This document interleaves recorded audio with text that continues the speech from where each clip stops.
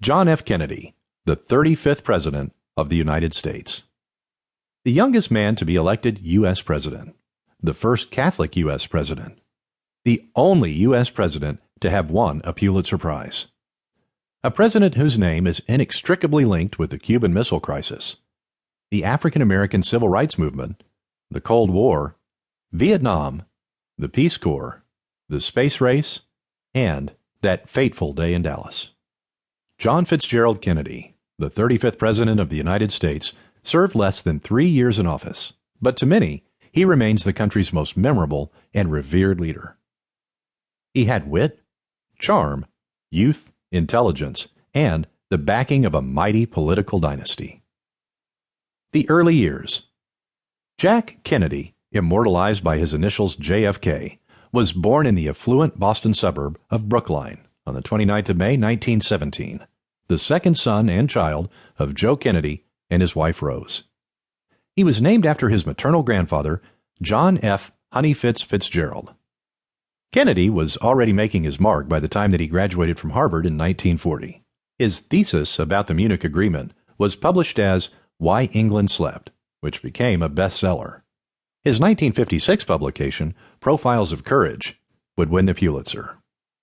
Decorated for his bravery on active service in the Pacific in World War II, his political career truly began in 1946, when he became a Massachusetts congressman. In 1952, he was elected to the U.S. Senate.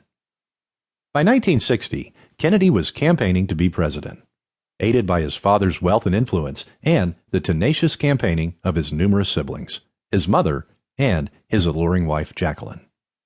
He delivered powerful and challenging speeches and took on the Republican candidate Richard M. Nixon in the first ever televised U.S. presidential debates. Confident and relaxed, while Nixon fidgeted and sweated, Kennedy triumphed in encounters that demonstrated television's place as a powerful new political medium. Indeed, Kennedy would be the first U.S. president to exploit fully the use of television to promote his policies and image. Nevertheless, it was one of the closest fought U.S. elections of the century, Kennedy winning the popular vote by a margin of 49.7% to Nixon's 49.5%. Kennedy was inaugurated as president on the 20th of January, 1961. A global leader.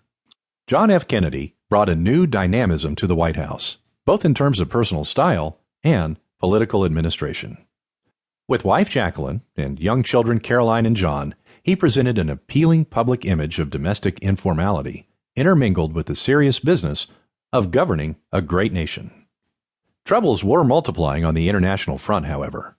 Relations were tense with the Soviet Union, with the emergence of the Cold War and the erection in 1961 of what would become the Berlin Wall. The same year saw the Bay of Pigs fiasco, a disastrous U.S.-backed invasion of Cuba intended to overthrow Fidel Castro's regime. The discovery of Soviet missile sites on Cuba in 1962 led to a turning point in Kennedy's national and international standing. He confronted the Soviets in a standoff that brought the world close to nuclear war. The Soviets backed down and removed the missiles, and Kennedy's approval rating soared. In the Far East, another communist threat was gathering strength in South Vietnam. Kennedy sent in limited military forces to aid the South Vietnamese against the invading Viet Cong, but he himself was starting to acknowledge the hopelessness of U.S. military intervention. It is thought that he would have withdrawn the American troops from Vietnam had he lived long enough to be re-elected president. Kennedy was keenly aware that he was living in very dangerous times. Mindful of the Cold War, the rise of communism, and the awful power of nuclear weapons, he became a strong advocate for world peace. On the 26th of June 1963, he delivered a famous speech on Rudolf Wild Platz, close to the infamous wall in West Berlin, impressing on the massive crowds that had gathered to hear him that freedom has many difficulties, and democracy is not perfect, but we have never had to put up a wall to keep our people in, to prevent them from leaving us.